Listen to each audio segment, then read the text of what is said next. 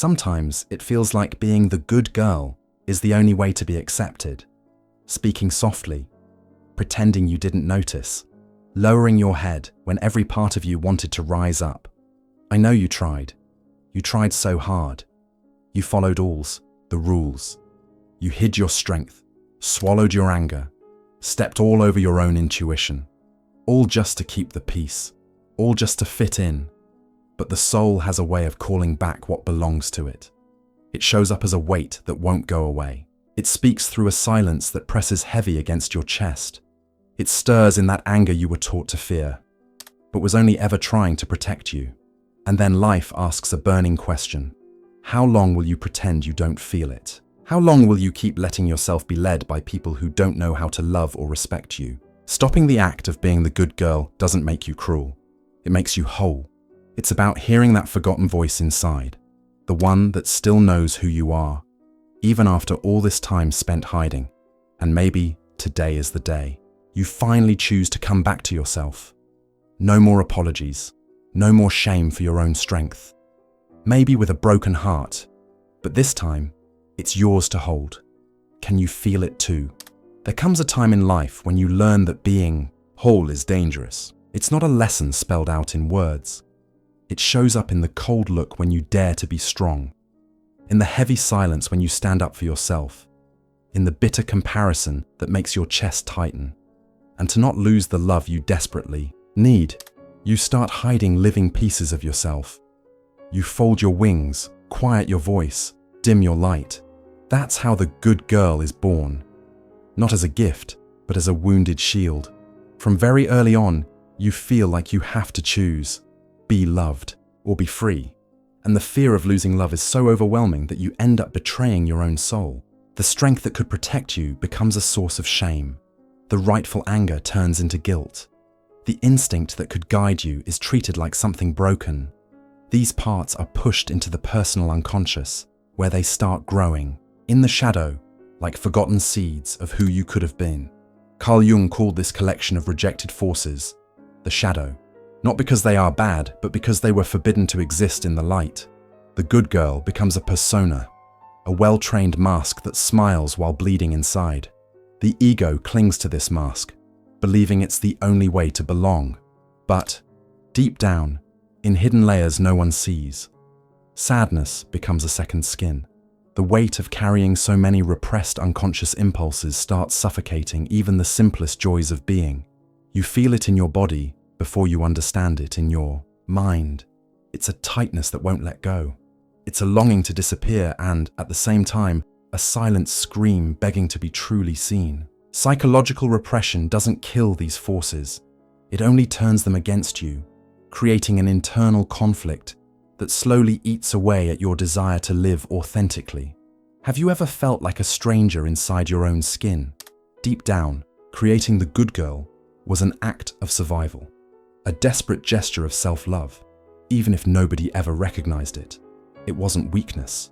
It was courage in a language a child had to invent. But while you were protecting yourself, you lost the right to be who you really were. Every hidden part took away a piece of your dignity, your strength, your freedom to be. Over time, the mask sticks to your face. The trained smile becomes automatic, and you even start believing that being good is your destiny. But deep in the hidden parts of yourself, in a secret crack of your soul, the woman you once were is still breathing. She still dreams. She still calls. She hasn't forgotten. She's waiting. Waiting for the day you look inside and recognize the courage that never died. The inner journey begins at that subtle moment when the pain becomes too big to ignore, when the tiny space of the persona can no longer hold the size of your soul, when being accepted by others no longer makes up for the price of betraying yourself. It's there, in that invisible thread of courage, that the will to come home, to come back to yourself, is born. Hi, I'm Noah. This video isn't some big Hollywood production. It's just a way I've found to share with you what I learned about myself today through what I've been learning from Carl Jung. Because maybe the moment I'm living through feels a lot like something you're living too. So if something I say here helps you feel a little less alone, just give it a like and subscribe to the channel. That way, YouTube understands that this kind of content matters to you, and it'll start showing you more of it. There's a kind of anger that isn't born to destroy. It's born to protect what's sacred inside you. But when you were taught that feeling anger was ugly, wrong, or dangerous, you had to bury that living force deep inside your chest. It wasn't because you wanted to. It was because the fear of losing love and acceptance felt bigger than anything else. And so, day after day, that fire that should have warmed you became a smothered ember burning silently inside. Righteous anger, the kind that says enough when you're hurt, was pushed into the personal unconscious. And there, hidden, it kept pulsing, growing, waiting for the day you could hear it again. But while it stays buried, the anger turns into chronic sadness, into a sense of helplessness, into vulnerability to those who don't wish you well. Because a soul that can't defend itself becomes easy prey for those who feed off blind kindness. Carl Jung said that everything we deny within ourselves gathers in the shadow. Righteous anger became part of the hidden parts of the self, mixed, with unconscious impulses fighting to find a way out. Psychological repression doesn't erase this force. It only creates an internal conflict that makes you doubt yourself. Have you ever felt that fear of standing up for yourself? That tight knot in your throat every time you want to say no but can't? Your body carries the scars of this abandonment. It's a weight on your shoulders, a knot in your stomach, a tiredness that feels endless. Every time you silence your rightful indignation, your body screams in the place of your voice. Your soul knows something is missing. It knows you're missing self-respect. But the good girl persona keeps trying to convince you that it's wrong to disturb others, wrong to defend yourself, wrong to exist loudly. But there comes a time when the pain of betraying yourself becomes greater than the fear of disappointing others. And in that moment, righteous anger stops being a monster and becomes a companion. It's not here to hurt you. It's here to lift you off the ground, to remind you that your dignity is non-negotiable, to protect the most valuable part of your soul, the part that knows what you deserve and refuses to settle for less.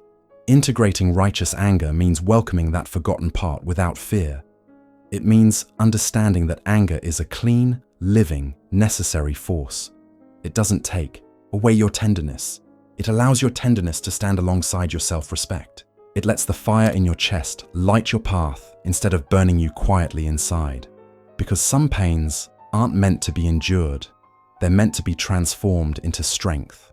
The inner journey that begins here is a journey of reconciliation, of stopping the flight from yourself, of letting go of the belief that being strong makes you wrong. Righteous anger is proof that your soul is still fighting for you, even when you forget. And when you listen to that anger with an open heart, you understand it's not what pulls you away from who you are. It's what brings you back home. There comes a time when pretending to be fine just doesn't hold anymore. You might still try to smile, lower your head, pretend it didn't hurt, but your body gives you away. Your soul groans, and the mask of kindness, once so firm, starts cracking right in your hands. First, it's a small fissure, then a dry snap in your chest, and suddenly you feel it. There's something inside you that refuses to stay silent any longer. Maybe it was an unexpected betrayal. Maybe it was yet another injustice you tried to ignore. Maybe it was the silence after a cry for help. It doesn't matter. What matters is that your soul knows. It knows when enough is enough. And in that moment, your personal unconscious pushes to the surface everything you tried so hard to keep asleep. Righteous anger, the instinct to protect yourself, forgotten dignity. Carl Jung said that facing the shadow is inevitable. Sometimes it happens not because we want it, but because we simply can't pretend anymore. Psychological repression starts to collapse. The persona you built to be loved can no longer contain the force of your truth. You feel the internal conflict like a storm. Part of you still wants to please, but another part screams for freedom. It's scary, I know. You're afraid of losing everything. People's love, the place where you feel safe, even the image you have of yourself. But alongside the fear, something else is born, a sense of relief. Because in the middle of the fear, you feel something you haven't felt in a long time. You feel alive. You feel there's something inside you that never gave up.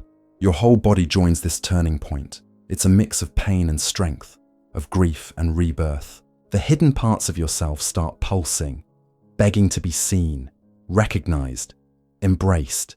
It's not a blind explosion. It's an organic movement of the soul, trying to restore the psychic reality that's been buried for so long. Have you ever felt this mixture of sadness and hope in the same breath? This crack in the mask isn't a failure. It's the beginning of healing. It's the sign that the good girl doesn't have to carry the whole weight of your story alone anymore. The forced kindness, the one born out of fear, starts giving way to real kindness.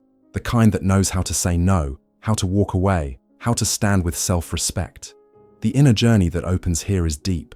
It's the crossing back to yourself without fearing your own strength. Integrating the shadow doesn't make you cruel. It teaches you that dignity is also an act of love, that firmness is also a form of tenderness, and that true kindness is born first from the courage to be whole. And if you feel like going a little deeper, I carefully prepared a gift for you. It may look small on the outside, but it goes deep. It was made for those quiet moments when you suddenly notice you're here, but not really present. You're breathing, but not really alive. Inside, you won't find answers or fixes, but you might find a way back to the parts of you that got left behind, back to the gentle voice you stopped listening to, back to your true self, the one that still remembers who you are. Not a better version of yourself, not a new version of yourself, just a whole version of yourself. You'll find the link to your gift right there in the pinned comment. So, if your soul is tired of moving through life without really feeling it, if your soul is tired of waking up and not knowing why, click the link now. There comes a time when you realize you no longer have to break yourself apart to be accepted, that the strength once rejected inside you is the very strength that can now hold you up. It's not a magical snap, it's daily work. Like picking up the scattered pieces of your own soul and patiently rebuilding your inner home, one stone at a time. Every stone you place is a piece of dignity reclaimed. You realize the good girl doesn't need to be destroyed. She just needs to stop being the one writing your story. She can exist, but as one part among many, a part that now walks alongside courage, instinct, and the rightful strength of someone who has learned to honor everything they feel. Individuation, as Carl Jung called it, is this movement of reconciliation, where the soul stops tearing itself apart between masks and truths. The ego, once desperately clinging to the persona, begins to relax. The mask loses its shine. The real face begins to appear. You no longer have to choose between being loved and being free. Now you can be loved for who you truly are. And, even more important, you can love yourself first, just as you are. This is the freedom born when psychic reality is embraced without mutilation.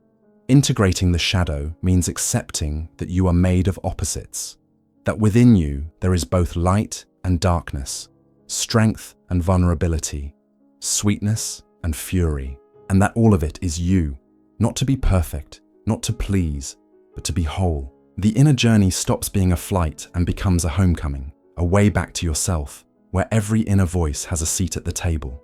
It's not a fearless process. There are moments when the old urge to please screams louder. There are days when the shame of disowned parts tries to pull you back into the past. But with each step, even the trembling ones, you rebuild the foundation of your inner home. And little by little, trust in yourself stops being a distant dream and becomes solid ground beneath your feet.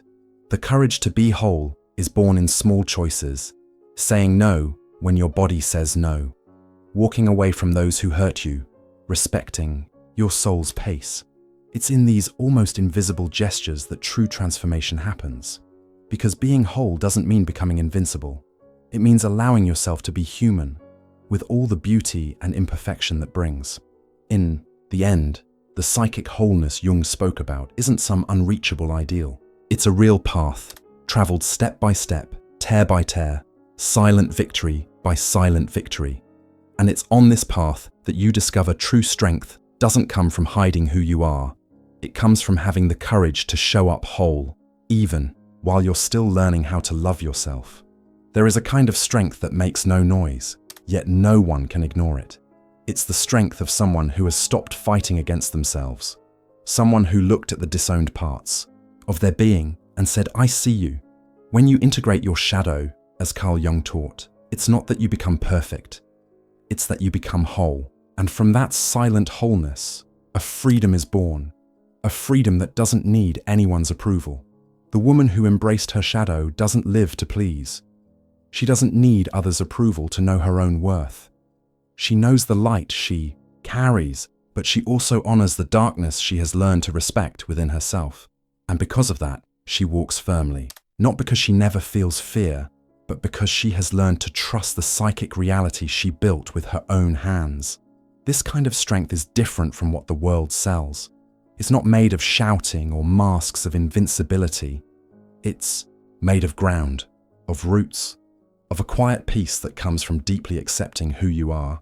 The connection between psyche and soma, mind and body, becomes more vivid, more honest. The body no longer needs to carry the weight of repression. The soul no longer needs to scream to be heard.